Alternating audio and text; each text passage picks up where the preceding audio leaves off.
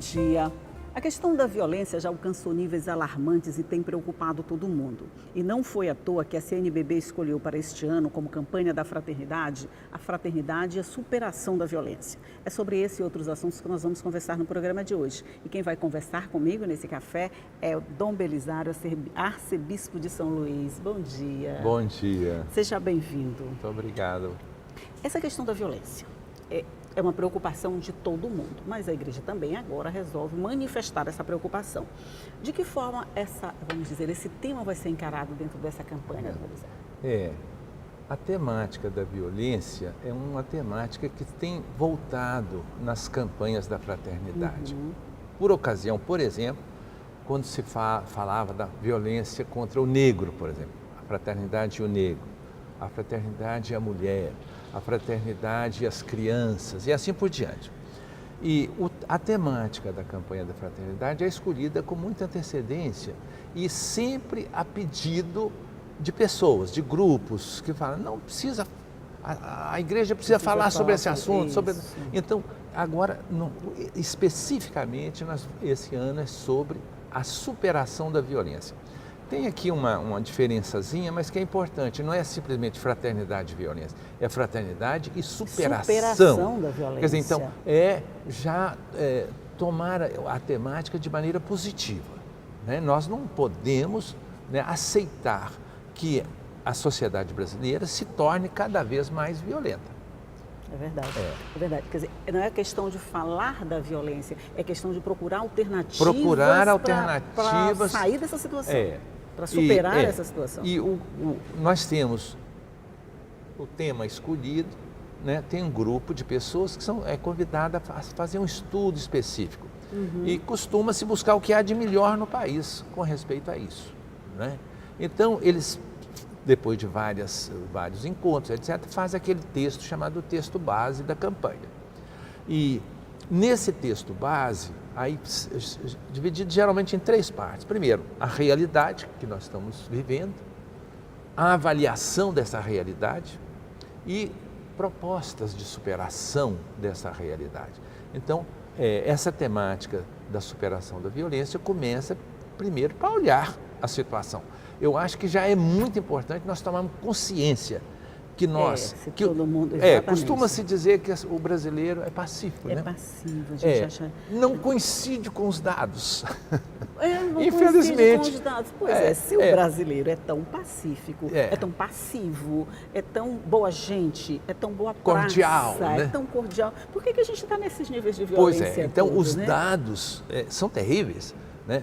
Então, por exemplo, quando se compara o nosso país com outros, nós estamos entre os mais violentos do mundo, em termos, por exemplo, de homicídios. Né? O Brasil tem 26 homicídios por cada 100 mil habitantes. A Inglaterra tem 0,2. Olha só. Meu Deus, a diferença. Aí a gente fica com inveja e Deus perdoa essa inveja da gente, né? Mas não é possível. Ou então, digamos, tem um outro país, que é os Estados Unidos, que é um país que as pessoas têm armas poderosas em casa. Oficialmente podem andar armados. Porém, eles têm 4 homicídios por 100 mil. Então, o Brasil é 6 vezes mais violento do que os Estados Unidos. Então, alguma coisa não está bem. Está dando errado, é verdade. Então, porque se você encara esses países, como o senhor falou, que são considerados mais trancados, mais fechados, que as pessoas têm muitas reservas, que eles não dão bom dia para todo mundo, aí a gente pensa, por que o nível de violência lá é tão baixo, se eles são tão sisudos assim? E nós somos tão bonzinhos, né? Exato. O que está dando tão errado? Cordiais. Tão cordiais. Abraça. Esse estudo, pois todo mundo abraça, todo mundo cumprimenta, né? Não interessa quem seja, a gente já vai cumprimentando, e se bobear a gente até beija, né? Porque o nosso cumprimento é bem afetuoso. Chega até a constranger quem não conhece. Quem não conhece é estranho. É verdade, né? Chega a constranger. Mas assim, nesses estudos que servem de base para uma campanha dessa, alguns pontos são apresentados como causas possíveis? O que se verifica é o seguinte, o Brasil sempre foi uma sociedade desigual. Sim, sim. Durante mais de 300 anos, nós tivemos a metade, e às vezes mais da metade da população era escrava, legalmente, aprovado. Legalmente. Legalmente, né? Porém, né, não havia propriamente o que nós chamamos de exclusão social. O escravo, ele era mercadoria, ele valia, ele era contado, né? E o que tem crescido no nosso país é uma chamada exclusão social, que é diferente. É um grupo de gente, de pessoas que nem tem valor para nada mais. Invisível. Não é contada, é invisível, né? Então, nas grandes cidades especialmente, porque no interior as pessoas são incluídas, né? Participa da festa, são conhecidas, são compadres, comadres, né? Porém, nessa sociedade urbana brasileira, que foi uma explosão, Isso. em 4 décadas, 50 anos, o Brasil mudou para a cidade. Então, o surgimento de grandes bairros populares que são colocados à margem, né? Então, ali não chega ao poder público. Ou quando ele chega reprimindo. Né? E as crianças... Nossas favelas. Né? As nossas favelas, né? Seria mais ou menos, Belisário, o pessoal que vem dessa comunidade do interior, que é mais, vamos dizer, mais compacta, mais conhecida, mais harmônica, ela quando chega na cidade, ela não encontra espaço? Ela fica na periferia o que e acaba aconteceu invisível? foi isso. O que aconteceu historicamente é isso. Que nós estamos construindo uma sociedade partida, né? Onde tem os que contam e os que não contam. Os que valem alguma coisa, os que valem, não valem nada. Então, por exemplo, um jovem que é morto numa favela, às vezes ele não tem pai, não tem referência paterna. A mãe é uma pobre coitada, né? Não tem propriamente ninguém por ele. Então, ele é julgado no necrotério, Ninguém reclama, por ele. não é notícia. Ou quando é notícia, é uma notícia tão terrível, vamos dizer, para mostrar o horror da... Então, agora, imagine um jovem branco. Nós vamos falar sobre esse jovem branco no próximo bloco. Eu vou fazer um rápido intervalinho aqui, porque a gente conversa muito mesmo. Vamos fazer um rápido intervalo e a gente volta já já, só um minuto.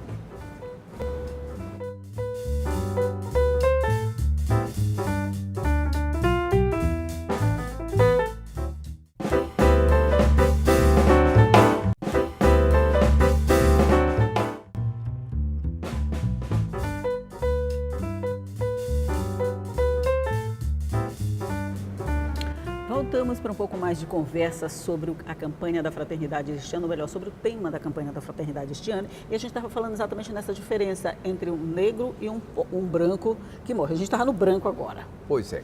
Nós estamos falando o seguinte, que quando morre um jovem num bairro popular, às vezes nem é notícia. Agora, se for um jovem branco num bairro de classe média, isso pode causar uma comoção. E eu acho justificadamente. Claro. Mas o problema é que nós não nos comovemos mais com a morte de tantos jovens pobres, negros, a maior parte, nos bairros populares. Então, o que está errado não é a comoção pelo jovem branco, é a falta de comoção pelo jovem negro. E aí, nós estamos falando dos indicadores, né? O IPEA, que é o Instituto de Pesquisa Aplicada, tem feito um trabalho excelente, que foi muito utilizado no texto base dessa campanha, fazendo o seguinte levantamento. Primeiro, o número de homicídios no país. Nós temos 60 mil homicídios por ano. É muito, né? Não vamos nem fazer essa divisão, porque vai dar muito num dia só. Vamos. Pois é. E depois a média por cada 100 mil. Agora, quem que está matando e quem que está morrendo? Jovens. Mas a maior parte é o jovem que mata e é o jovem que morre. Agora, entre os jovens que morrem, né, 70% são negros. Então, nós podemos dizer o seguinte, que a violência tem idade e tem cor. Né? Então, isso mesmo, tem cor. Ela é uma coisa horrível. Tem idade, né? tem cor. Né? Então, ela é jovem, ela é negra. Ela é jovem e geralmente é negra. Né? Então, ser jovem e ser negro no Brasil é um perigo. Meu Deus, isso é terrível. Isso que você É fala uma é coisa terrível, horrorosa, né? né? É, É se a muito gente triste, é muito pensar triste. assim, é Mas eu acho terrível. assim, nós temos que tomar consciência dessa situação. Né? Porque normalmente a gente só se horroriza, se a gente só se comove com aquilo que acontece perto da gente, com aquilo que de alguma forma toca a gente. E eu digo toca no sentido pessoal. Se acontece com um parente meu, se acontece com um vizinho meu, se acontece longe, aquilo quase não interessa para a gente, aquilo não dói. Não é isso? Essa falta de comoção, como você falou, leva a essa passividade também. Aí é o que nós chamamos da cultura da violência. Né? A cultura da violência é esta. Vamos dizer, de achar que um jovem, digamos, um jovem que roubou seu telefone celular, eu posso bater nele, posso torturar, posso matar. Pronto, ele roubou. Isso é a cultura da violência. Né? Não pode. Um jovem, uma pessoa pode errar profundamente, mas ele tem dignidade humana. Que não sou eu que lhe dei a dignidade, é ele que possui por ele mesmo. Não é? Então, por isso, o lema da campanha, eu acho bonito. Jesus disse, vós sois todos irmãos. Jesus não disse, procurem ser irmãos. Não, é uma constatação, independe. Nós somos humanos. Né? Então, há uma igualdade básica, fundamental na pessoa, né? Que independe do que você fez ou deixou de fazer. Eu gosto de fazer a comparação o seguinte, um pai e uma mãe que têm um filho, e esse filho é ingrato, esse filho é ruim, o pai e a mãe têm que amá-lo mesmo assim, não é? Embora que às vezes é difícil, eu entendo que é difícil. É difícil, mas às vezes a gente ama até mais. Ou mais ainda, a gente ama até mais para tentar, vamos dizer, encobrir esse erro aos olhos dos outros, né? A gente ama tanto que a gente não quer que a sociedade veja ele daquele jeito. Mas aí a gente pode entender o que é o amor preferencial pelos pobres que a igreja prega, né? Ele merece mais, digamos assim. Né? Um jovem que está abandonado, não tem futuro, está desesperançado, ele tem que ser mais amado. Porque né? ele precisa de mais proteção, de mais amor. Ele está mais exposto. É assim que vai ser o lema dessa campanha? É assim que nós vamos tentar, né? Então, eu acho, tomar consciência de si mesmo é um grande passo. Porque às vezes as pessoas falam assim, mas o que a campanha vai produzir? Olha, efeitos imediatos, talvez ninguém nota isso, mas eu confio muito em efeitos a médio prazo, a longo prazo, não é?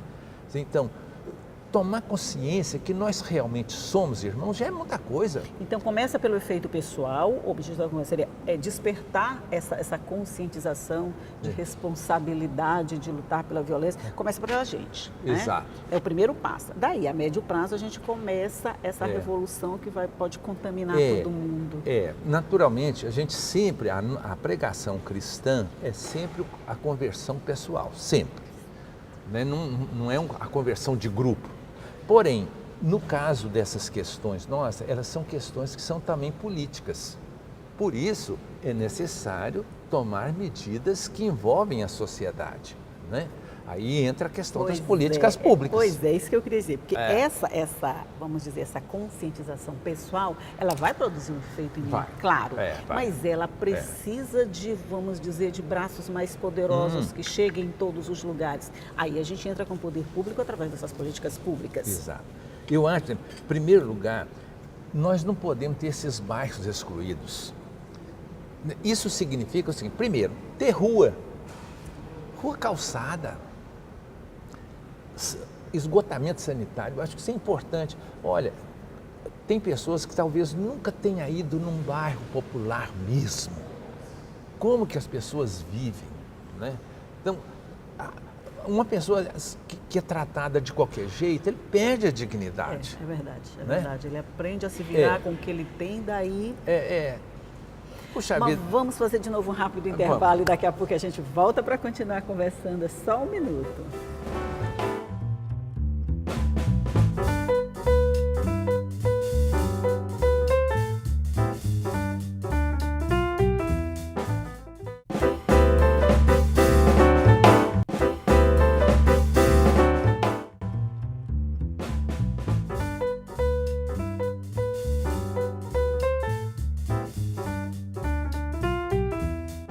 Chegamos ao nosso último bloco de conversa aqui com o Dom Belisário sobre a campanha da fraternidade desse ano e a gente estava falando na questão da dignidade humana, que muitas vezes ela fica relegada, não digo nem a segundo plano, a último plano, né? Exato. Né, Dom Belisário?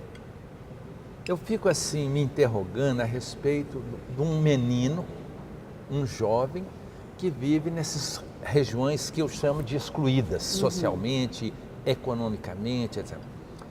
Que esperança que ele pode ter na vida?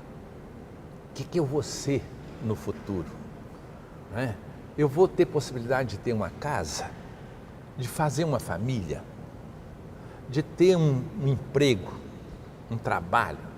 E aqui eu acho, o nosso texto fala nisso, a questão da educação básica. Não é educação lá longe da universidade, é a educação básica. Aquela que está ali perto da família, de onde começa tudo. Exato, né? ali. E nesse sentido, nós temos que confessar, o nosso país abandonou a educação básica. Entregou para as prefeituras, né? Mas assim, muitas vezes o dinheiro que é direcionado para isso é desviado. Estão aí os escândalos para comprovar? As nossas escolas são escolas depredadas muitas vezes, escolas dos bairros populares. E, vamos dizer, a educação não se realiza, é falha. Agora, eu acho, nós teríamos que... Aí entra a decisão política, né? Nós vamos dar prioridade à educação básica, digamos assim, vamos, como sociedade brasileira, né? Vamos amar as nossas crianças, amar, não é só dar de qualquer jeito, julgar. Eu sempre falo assim, você trata até os animais com carinho, agora você trata dessa maneira as crianças brasileiras, né? Você sabe que o Ziraldo Alves Pinto, que é um grande cartunista, ele falava assim, meu Deus, se eu fosse uma criança tão maltratada como os nossos, o que eu ia ser de mim? Então, agora, essa tomada de política, não, nós vamos dar a importância à educação básica. E começando por valorizar os professores. Sem professor não tem. Responsáveis por essa primeira cadeia, né? É a primeira. Né? E quando se fala em valorizar o professor, não é só retórica, não, porque às vezes a retórica existe. Né? É dar algo para ele viver com dignidade. Né? Aí a gente volta de novo à questão da dignidade, né? Sim. Não, eu acho que um professor de escola, ele tem que ganhar pelo menos R$10.000. Atriz, mas isso o que já é pouco. Sonhando. Não, mas se nós vamos dar prioridade à educação, você tem que dar prioridade aos profissionais da educação, aos trabalhadores da educação. Né? Assim, o senhor, sonhando, o senhor acredita que em algum tempo, eu nem digo daqui a médio, digo a longo, bem longo prazo, a gente vai chegar nesse patamar? Olha, quando eu vejo assim, exemplo de países que viveram situações muito semelhantes ao Brasil, como eles tomaram a decisão, né? E eu fico olhando para a Coreia, Coreia do Sul, né? Eles eram um país pobre e analfabeto. Em 1952, depois da Guerra da Coreia, 53, 50, eles hoje são um país dos mais atualizados, mais progressistas do mundo. Né? Quantas coisas que nós consumimos que vêm da Coreia. Da Coreia, é muita coisa. É muita coisa, né? Já invadiram o nosso mercado de trabalho muito, né? É muito. Mas assim, a gente fica pensando, por que esses exemplos não servem realmente de exemplos, né? Por que os governantes, as políticas públicas, elas não miram nesses exemplos que dão resultados? Aí entra de novo a questão histórica do país, né? Que nós temos uma elite brasileira que realmente a sensibilidade dessa elite, né, é pequena. pequeno. Quando existe. Exatamente. Quando existe. É muito e aí pequeno. a gente volta aqui ao tema da campanha da fraternidade, porque quando a gente fala de violência, a gente não está falando só da violência física, da violência daquela que mata, a gente está falando da violência em todos os sentidos, a falta de dignidade, a falta de perspectiva de vida, a falta de trabalho, a falta de uma remuneração decente para conduzir esse processo, está se falando de tudo dentro desse tema violência, né? Exato. E aqui entra o que nós falamos da cultura da violência, né? Quer dizer, que a gente se acostuma com ela. Se acostuma, é verdade. E nas escolas, quando eu estudei ensino médio, ensino que nós chamávamos ginasial, falava, a história do Brasil, diferente dos países de língua espanhola, sempre foi assim um país que resolveu seus conflitos na conversa, no conchavo, etc. Também não é verdade, né? Então, quando a gente vê o que foi, como os europeus trataram os habitantes originais dessa terra, os índios, é uma coisa horrorosa. É verdade. E isso continua hoje. Sim, hoje, como eles não foram extintos completamente, a gente ainda continua tentando tomar o que restou, né? E também a escravidão negra, ela não se fez sem violência, não é possível. Ninguém aceita ser escravizado, né? E a reação dos negros foram fortes, né? Então, nós temos uma história de violência, né? E eu tenho a impressão que essa violência, ela vem para o nosso meio agora com mais visibilidade, digamos assim, né? E nós tomamos consciência dessa violência. E aí é hora de buscar alternativas de superação para essa violência, né? Aí isso precisa uma... Agora, o número de homicídios é que tem crescido, isso é dado empírico, né? Quer dizer, hoje as pessoas estão matando mesmo, não apenas prendendo, reprimindo, batendo, não. Hoje é morte. O Rio de Janeiro que o diga, né? Quer dizer, o Rio de Janeiro é uma vitrine, mas é uma situação que se repete por quase todo o país, né? O pior, o número de homicídios, ele tem migrado. São Paulo, que tinha muito homicídio, hoje tem muito menos. Mas o Nordeste está ficando realmente campeão de homicídios. Alagoas... Pernambuco, Recife, e Fortaleza, né?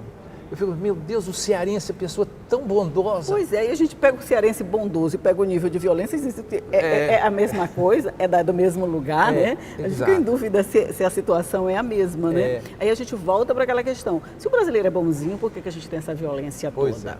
Então agora a campanha da fraternidade chama para refletir sobre tudo isso e o que a gente pode fazer para que o brasileiro continue bonzinho e vivo. Exato, e mudar essa cultura, né? Essa maneira de pensar, né? E de achar, por exemplo, uma pessoa cometeu um grande erro, ele merece um castigo, claro que merece. Claro, mas você tem que respeitá-lo, né? Quer dizer, é a mesma coisa, de novo eu volto à comparação, um filho nosso, um filho seu, ele fez um grande mal, você vai corrigi-lo, mas com amor, né? Verdade. Então é isso que eu acho que tem que mudar um pouco. Bastante. Olha, Dom Belisário, a gente passaria a manhã inteira, eu por mim passo a manhã inteira aqui a gente tomando café e conversando, mas a gente pode continuar conversando porque o que acabou até agora foi só a entrevista. Mas muito obrigado pela sua participação no nosso programa, um bom dia para o senhor. Tomara que essa campanha sirva mesmo de reflexão e que a partir daí a gente possa ter novos pensamentos e novas atitudes a respeito da violência. Obrigado. A conversão sempre é possível. Sempre é possível. Não pode desanimar da pessoa humana. Não pode, porque aí o mundo está perdido mesmo. Exato. Bom dia para você também, que sabe que todas essas informações, toda essa conversa aqui com o Dom Belisário e com todas as outras que eu já fiz, continuam à sua disposição no nosso site. É só acessar o al.ma.leg.br/tv e elas vão estar todas lá à sua disposição nas nossas páginas, nas redes sociais, também na nossa página do Rádio Online. Tudo para deixar você bem informado. E todos os dias eu vou estar aqui, às 8h30 da manhã, esperando por você. Tchau. Obrigado.